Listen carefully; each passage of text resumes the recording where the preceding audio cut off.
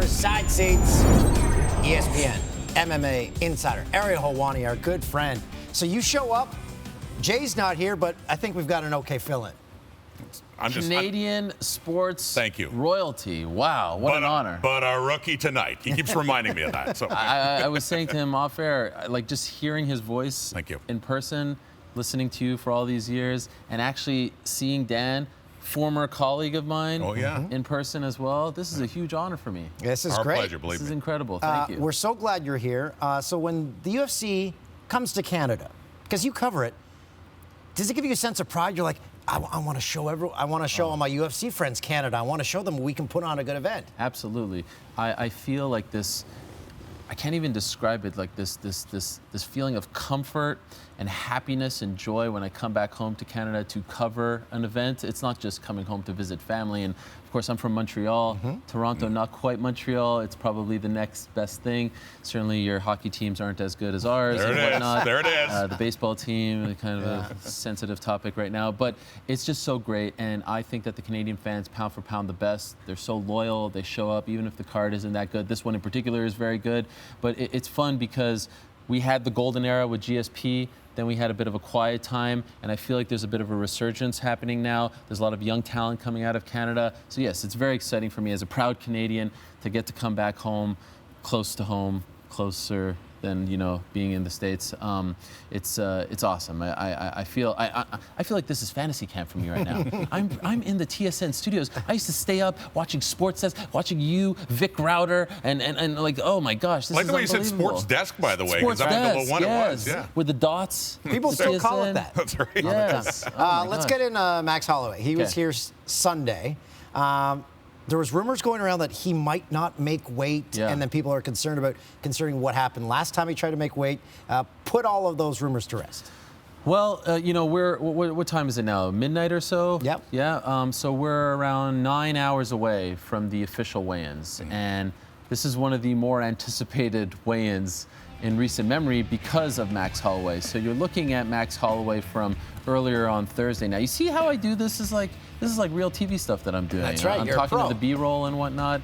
I think I'm doing a pretty good job. Anyway, this is Max, and I think he looked a lot better. By the way, his son, we missed his son over there. His son is unbelievable. He can dance. Mini Bless is just, I'll never be as cool as that kid for as long as I live. Anyhow, so there's concern because of what happened in July. He had to pull out of the fight due to what they called concussion-like symptoms, but they've never actually found out what happened to him, which is a little scary. And then in April, he couldn't make weight, but he took that fight on a week's notice. So yes, there is legitimate concern, and Brian Ortega told me on Monday he can't emotionally invest himself in this fight, even though it's days away, because he's afraid he's going to pull out. And he also told me today that when he squared off with Max Holloway at the press conference on Wednesday, he asked him, like, are we going to do this? Right. And he didn't get an answer. Wow. So he's a little worried. I think it's okay. His manager told me today everything's okay, but we'll find out Friday morning. Well, I want to flush that out because when he couldn't fight before, when Max couldn't fight because of concussion-like symptoms, it was supposed to be against Ortega. Yeah. So I can see why he feels that way. Sure. All this uncertainty, though, how does this affect a fighter not knowing if that's going to be his opponent or not? Oh, it's a huge issue, and you know what's funny?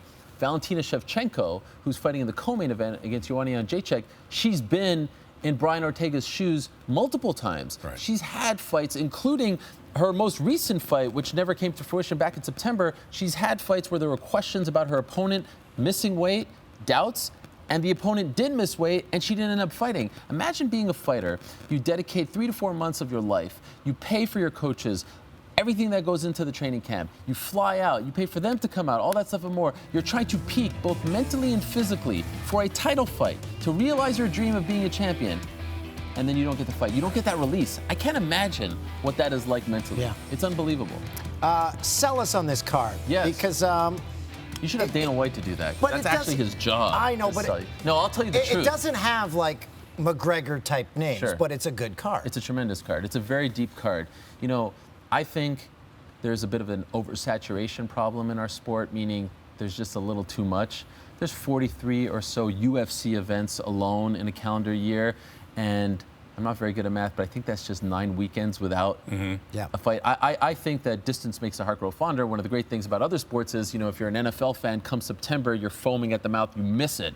They don't allow us to and you miss only it. have like one WrestleMania a year. Exactly. So you don't allow the fans to miss it. So that being said, there's you know, there's a few duds sprinkled throughout the year. This particular card is not a dud. 2 title fights.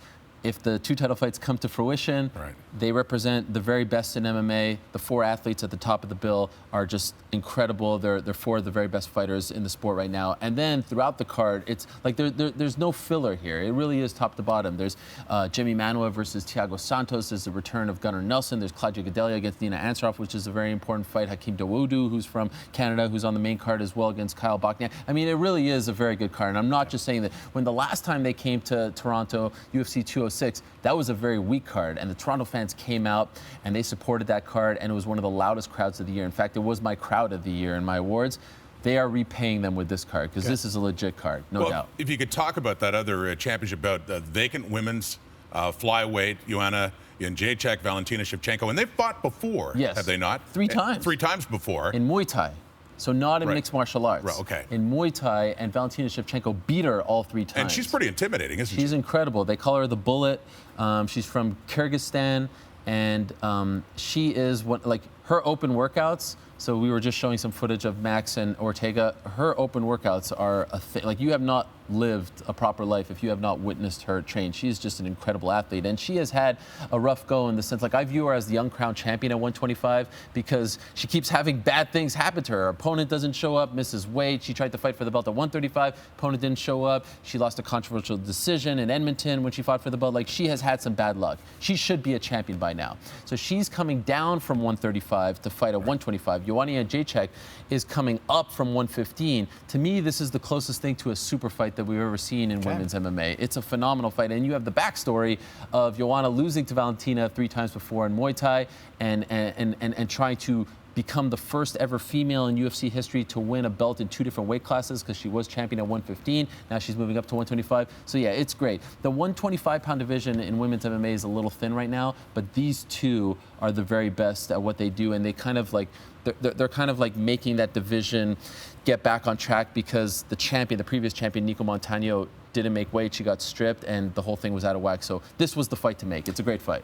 We haven't even scratched the surface, and we're already out of time. No, come on. We never even got into Greg Hardy. Oh, I got more time. And then if you came back tomorrow after the weigh-ins, we could talk more. But we don't have a show on Friday night. Can I just say Mazel Tov to the On-Rights? Yes. On their new edition. Jay, I love you. They're watching. They've been watching right now. Yes. I appreciate that. Wow. Look at this. This is amazing. Unbelievable.